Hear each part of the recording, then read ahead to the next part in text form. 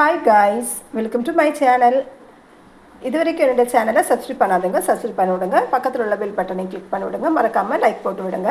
இன்றைக்கி நாம் ரொம்ப கிறிஸ்பியான ஒரு ஸ்நாக்ஸ் பண்ணி காமிச்சு தர போகிறேங்க. இது குழந்தைங்க முதல் பெரியவங்க வரைக்குமே ரொம்ப விரும்பி சாப்பிடுவாங்க. அதுக்கு நான் ஃபஸ்ட்டு இந்த ரெசிபிக்கு 1.5 கப்பு மைதா மாவு எடுத்துருக்கேங்க. தேங்காய் ஃப்ரெஷ்ஷாக துருவி வச்சுருக்கேங்க. 1 கப் அளவுக்கு சர்க்கரை எடுத்துருக்கேங்க. உப்பு நாம் சேர்த்துட்டோங்க. நல்லா கொஞ்சம் கலந்து விட்டுக்கோங்க கை வச்சு மாவெல்லாம். மாவில் நாம் எடுத்து வச்சுருக்கிற தேங்காய் சர்க்கரை எல்லாமே இதில் போட்டு மிக்ஸ் பண்ணிக்கலாங்க.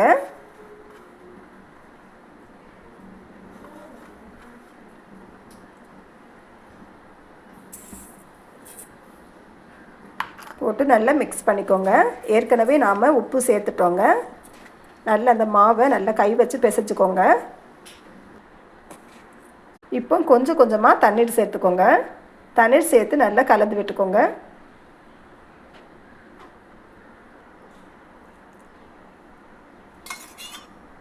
கொஞ்சம் திக்காக எடுக்கணுங்க மாவு.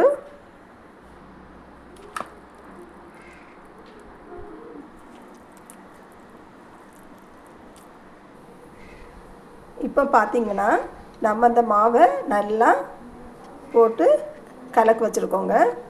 இதாங்க கரெக்டான கன்சிஸ்டன்சி. இந்த பக்குவத்தில் இருக்கணுங்க.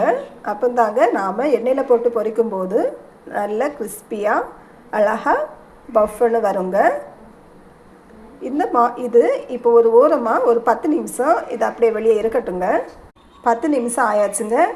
இப்போ நாம் ஒரு வாட்டி இந்த இதை திரும்பவும் கலந்து விட்டுக்கோங்க. கலந்து விட்டுட்டு நாம் எண்ணெயில் போட்டு பொரிக்கலாங்க. ஒரு கடாய் எடுத்துருக்கீங்க.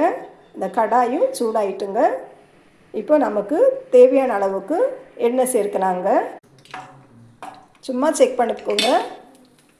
இப்போ பார்த்தீங்கன்னா நம்ம போட்ட மாவு மேலே நல்லா மிதந்து வருதுங்க. இப்படி இருக்கணுங்க. இப்படி இருக்கும்போது இந்த ரெசிபி ரொம்ப நல்லா கிறிஸ்பியாக நல்ல ஒரு டேஸ்ட்டில் இருக்குங்க. கொஞ்சம் கொஞ்சமாக நாம் சேர்க்கலாங்க.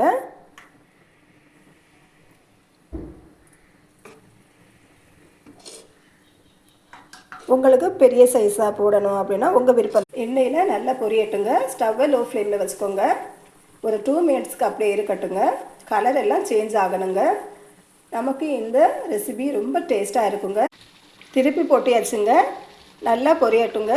ஸ்டவ்வை லோ ஃப்ளேமில் வச்சுக்கோங்க. பார்க்கும்போதே உங்களுக்கு தெரியுது காய்ஸ், கலர் எல்லாம் நல்லா சேஞ்ச் ஆகிட்டுங்க. அந்த பப்புள்ஸ் அந்த சலசலப்பு எல்லாமே குறைஞ்சிட்டுங்க. ரொம்ப கிறிஸ்பியாக இருக்குங்க. சாப்பிடும்போது நல்லா டேஸ்ட்டாக இருக்குங்க.